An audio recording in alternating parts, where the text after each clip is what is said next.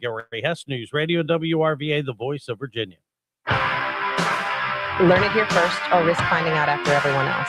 This is Richmond's Morning News with Rich Herrera on News Radio WRVA. All right, it's 7:34 this morning here on Richmond's Morning News. It's News Radio WRVA as we get ready to celebrate the 4th of July. Let's run out to the WRVA Newsmaker Hotline and talk about really the meaning of the 4th of July with our Congressman John McGuire joining us here on the Voice of Virginia News Radio WRVA. So, sir, I'm not sure if I'm going to be the first, but I want to be one to tell you right now, happy 4th of July, my friend. Yeah, happy 4th of July. Happy birthday, America, the greatest country in history. 250 years of American exceptionalism. We need to focus on doing things to make it another even better 250 years. Why? So we make that statement all the time. In your opinion, and you're one who's worn the cloth of our nation, is a Navy SEAL. You're one who is beaten, battered, and bruised, injured, countless injuries to get back up on your feet, and you still continue to serve, this time in the halls of Congress. That's a lot of personal sacrifice, you and your family. When you say this is you say this is the greatest nation on earth, there's a reason why you believe that. Why do you think this is the greatest nation on earth? Well, I know what I've lived in.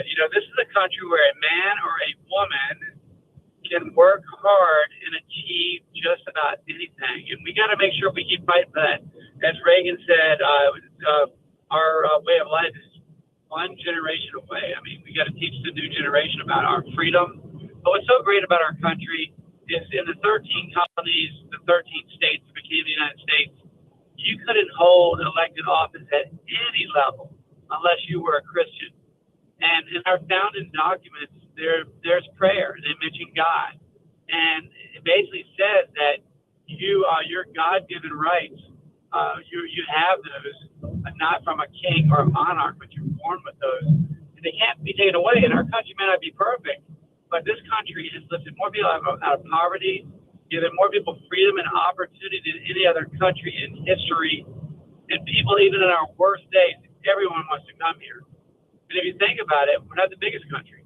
Yet we lead the world in art, in science, and technology, breakthroughs, and everything else. So, freedom.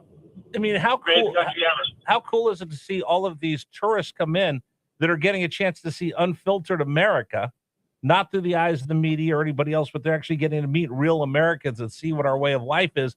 And they are blown away because it's not what they anticipated. It's not what they were told America was like. Yeah, well, it reminds me of the danger of the media.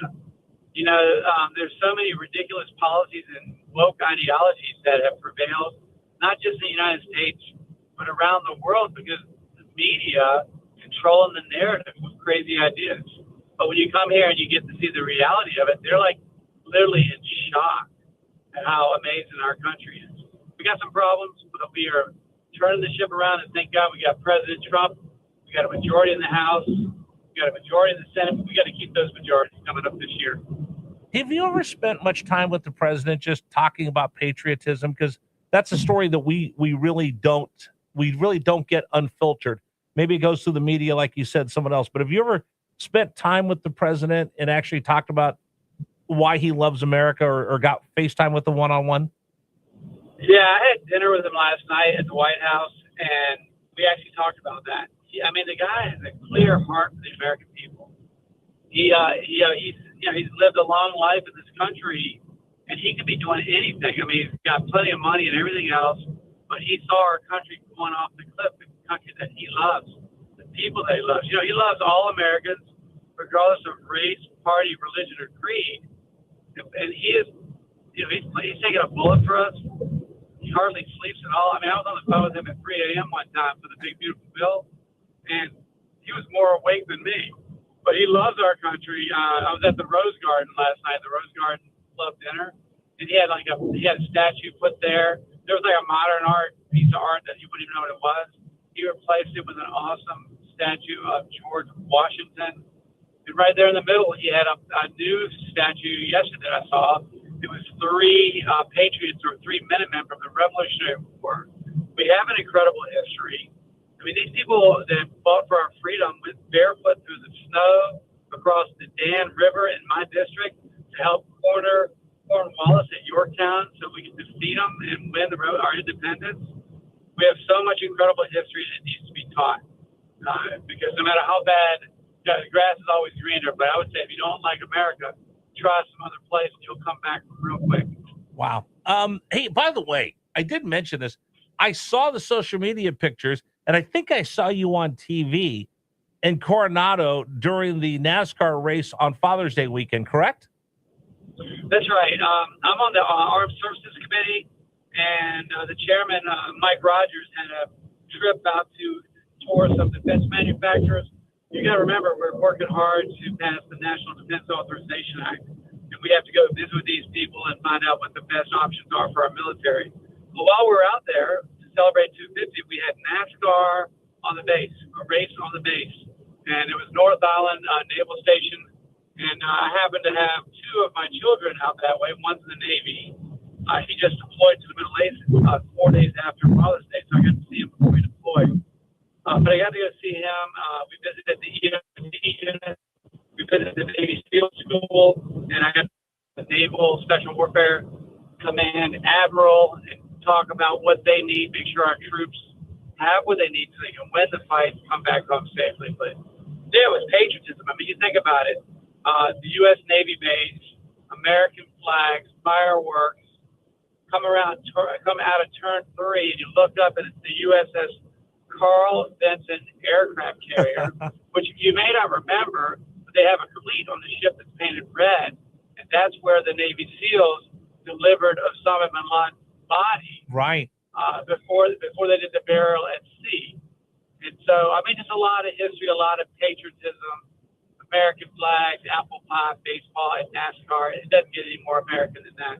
And for those that might not know, not far from North Island, and that was the naval base that the Maverick movie was based on, is the training at North Island. But not far from there is Coronado, where Buds is, the school for people that want to become Navy SEALs, where John went through, and that's where he earned his trident. So it's kind of a homecoming for you. What's it like being a member of Congress and a veteran, and you see your son being deployed? Well, I'm just proud of the young man. You know, I joked that he couldn't walk when I met him, but he's a big, strong man right now. I tell you, if you saw him, he lifts weights every day, runs, and just works out. But there are many ways to serve, and we're lucky to have men and women in our military willing to stand up, step up, and defend our freedom. But I'm proud of the guy. I mean, I've just seen him turn into a man who is highly respected, very strong leader, and he takes care of his team, and they're fired up and ready to go. So no, it's just very proud. I don't know what branches he's serving in. He's in the U.S. Navy. Okay, like father, like son, right? He's doing some cool stuff. That's awesome. We got a couple minutes here, Congressman, and I'm just going to ask you personally. Sure. I'm sorry, were you going to say something? No, I said sure. Okay, I want to ask you something. 4th of July. I told everybody, one of the reasons why I jumped at the opportunity to take this job is I'm going to be here on the 4th of July, our country's 250th birthday. Can you just take a moment, like I said, I'll tell your life story because you're too proud to. Humble beginnings. Absolutely no silver spoon in his mouth. Earned everything he did.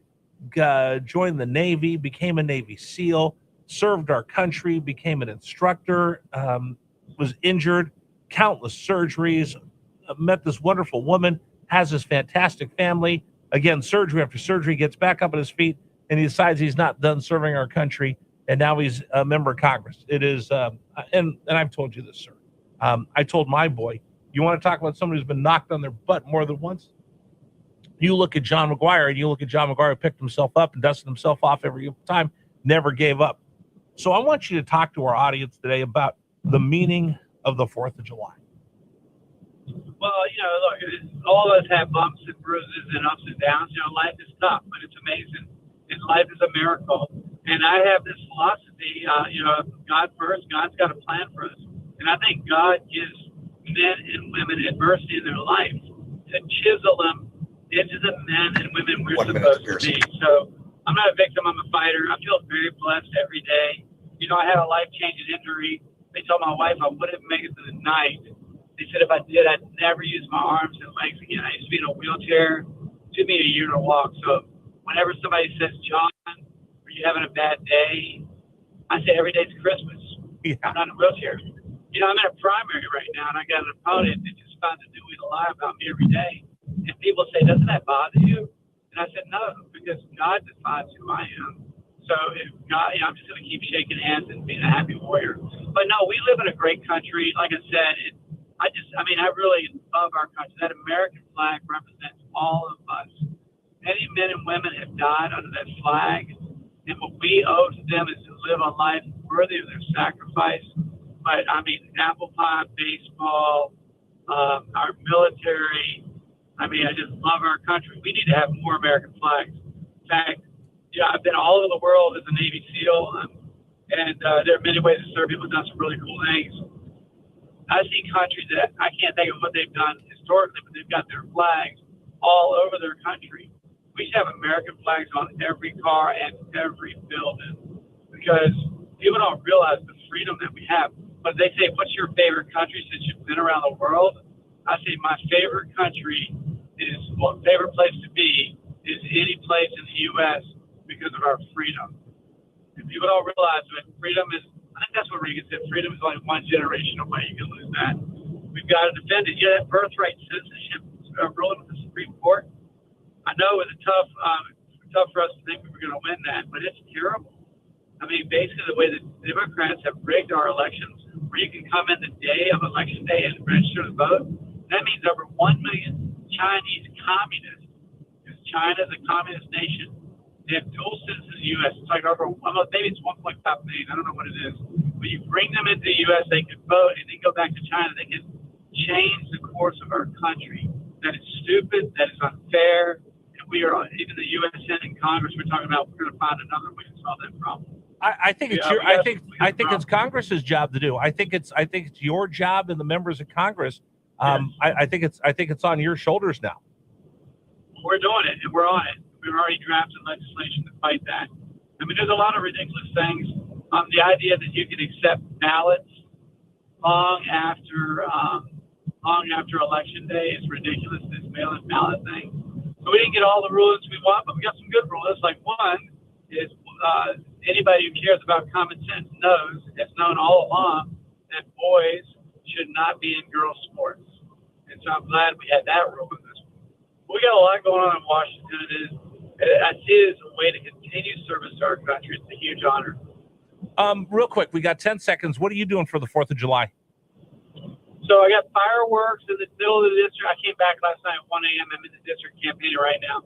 But fireworks on the 3rd, fireworks on the 4th, several parades in the district, just shaking hands and kissing babies and make sure we win a primary.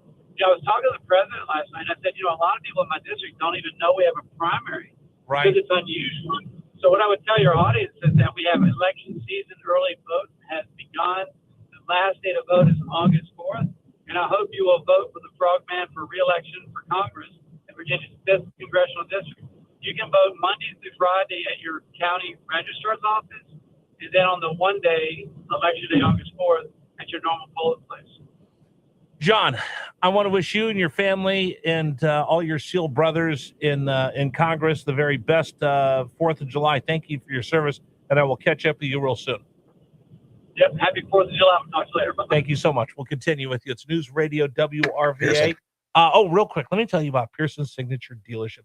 Pearson Signature Dealerships, they just kind of lay it out for you. You walk in, you go, okay, why should I buy my car right here? And they can look you in the